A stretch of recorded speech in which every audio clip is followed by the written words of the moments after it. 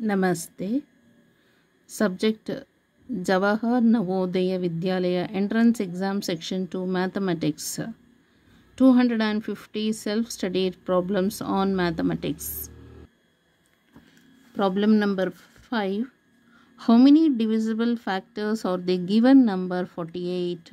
So 48 ಅನ್ನು ಯಾವುದೆಲ್ಲ number divide ಮಾಡುತ್ತೆ, ಎಷ್ಟು ನಂಬರ್ ಡಿವೈಡ್ ಮಾಡುತ್ತೆ ಅಂತ ಅದನ್ನು ಹೇಳಬೇಕು.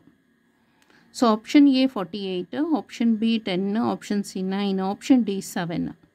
So answer for this question, there are 10 divisible factors of the number 48. So 48 ಅನ್ನು ಡಿವೈಡ್ ಮಾಡುವಂಥ ನಂಬರ್ಸ್ ಎಷ್ಟಿದೆಯಪ್ಪ ಅಂತ ಹೇಳಿದ್ರೆ 10 divisible factors of the number 48.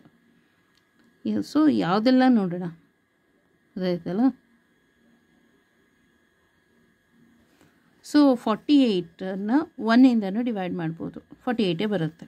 2ಇಂದ divide ಮಾಡಿದ್ರೆ 24, 3ಇಂದ ಡಿವೈಡ್ ಮಾಡಿದ್ರೆ 16, 16 3s 48, 4ಇಂದ ಡಿವೈಡ್ ಮಾಡಿದ್ರೆ 16, 16 4s 48, 6ಇಂದ ಡಿವೈಡ್ ಮಾಡಿದ್ರೆ ಸೊ 12 4s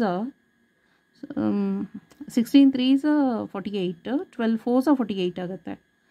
ನೆಕ್ಸ್ಟ್ 6 8s 48 ಇದಾಯ್ತಲ್ಲ.